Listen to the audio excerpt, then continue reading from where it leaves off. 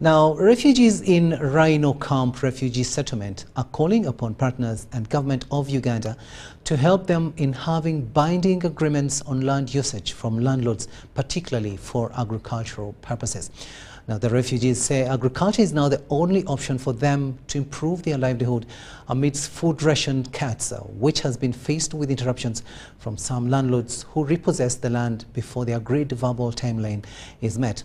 Now, their worry is about expiry of projects that some partners like the NRC are implementing in the camp that has helped refugees and landlords have binding agreements before usage of the land.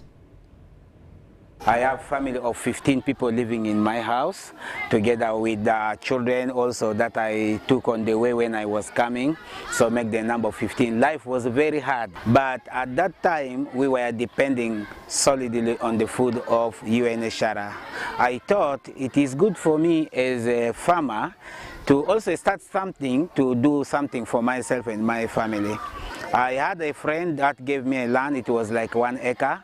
When the friend gave me that land, I was facing a lot of challenges from him, because at that time I just went to him locally and I could pay money before even I harvested the crops in the garden. He could come and say, now give me another money, and he could chase me out. When NRC came, I went to them and said, okay, then I shared the challenge I had with them about the land. Then we had an agreement with the landlord. The money I got from the first that year was around 3 million to 4 million. And it is also, I'm appealing to OPM. These people are giving us land. They should help them. They should also value them. They should come into agreement with them so that it can allow them to give the refugees land freely. We don't want them to have some misunderstanding that this is refugees, this is someone from Uganda, but we are always refer them that we are together and we are one people of Africa. We need to love each other.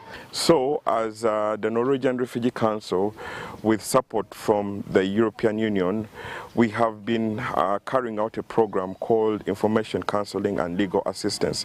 Under this, we have been having an aspect called housing, land and property rights. This housing, land and property rights has been very vital in protecting the rights and dignity of refugees when it comes to acquiring and usage of certain properties such as land.